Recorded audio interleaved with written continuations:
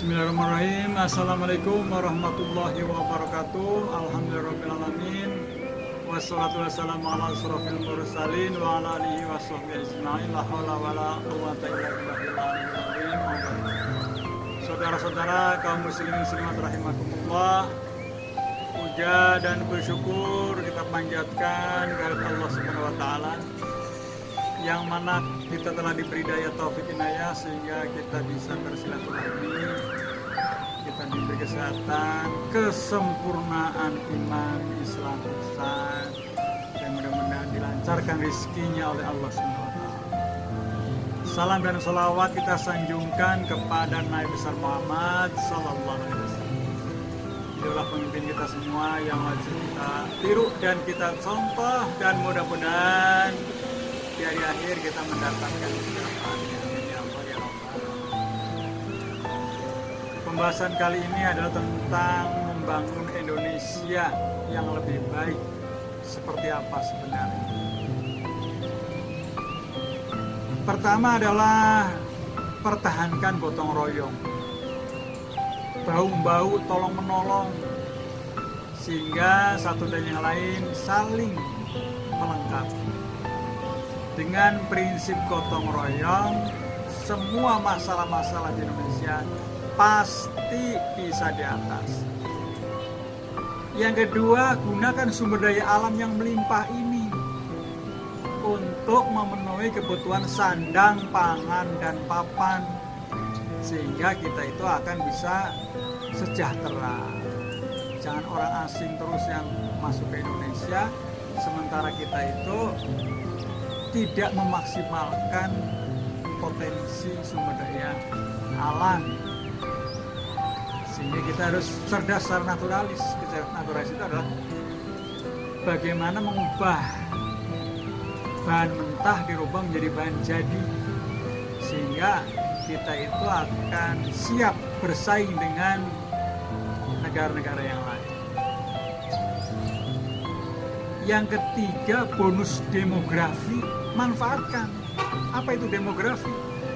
Demografi itu asal kata dari demos, yaitu penduduk. Grafin itu gambaran. Gambaran penduduk Indonesia seperti apa?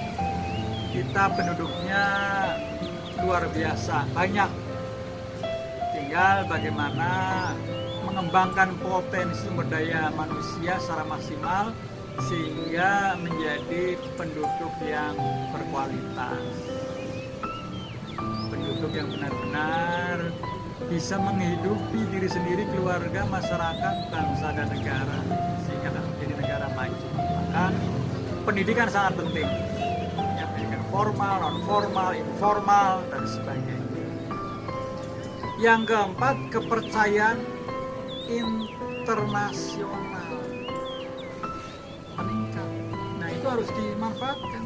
Kepercayaan internasional terhadap bangsa Indonesia itu sekarang lagi bagus. Ya. Maka kelola dengan baik sehingga bisa menjadikan negara kita negara yang maju.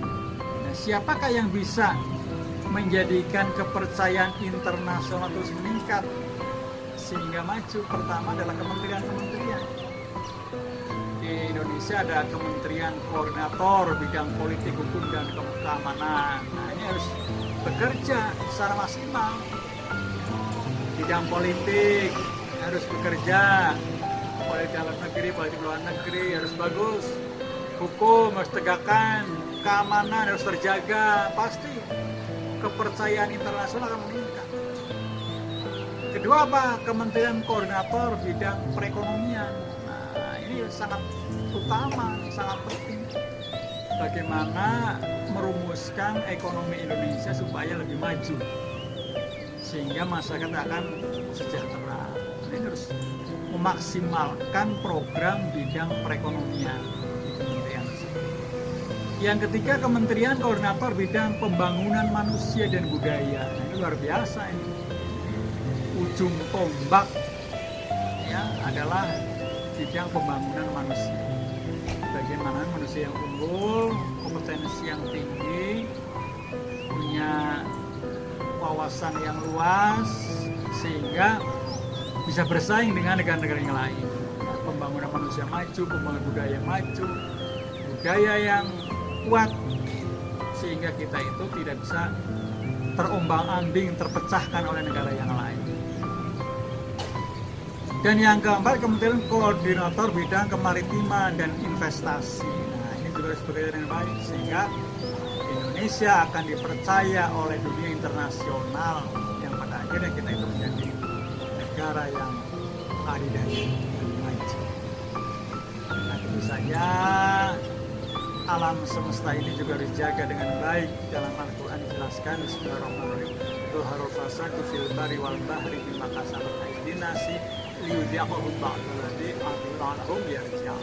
Kerusakan di darat laut semua ini akibat ulah manusia, maka harus jaga lautnya, ya, alamnya, semua dijaga oleh kita sebagai penduduk bumi, sehingga kita itu jangan merusak tetapi membangun, mengelola alam ini, mengelola dari bahan mentah dirubah menjadi bahan jadi, lalu dijual, ya kan, hasil karya manusia tersebut, sehingga akan bisa memenuhi sandang, pangan, dan papan, ya, sehingga nilai jualnya tinggi. Indonesia negara yang maju, yang makmur, yang aman, tentram, damai, bahagia. Maka kita selalu berdoa pada Allah, mudah-mudahan bangsa Indonesia ini menjadi bangsa yang maju, yang aman, yang sejahtera, yang diridhoi oleh Allah SWT, dan penduduk Indonesia ini akan terbebas dari berbagai macam penyakit, terbebas dari hutang-hutang, dan terbebas dari berbagai macam bencana-bencana alam semesta ini. Saya kira itu aja dari saya. Mudah-mudahan apa yang saya sampaikan bermanfaat. Kebenaran datangnya dari Allah SWT, kesalahannya datangnya dari saya sendiri. Wassalamualaikum warahmatullahi wabarakatuh.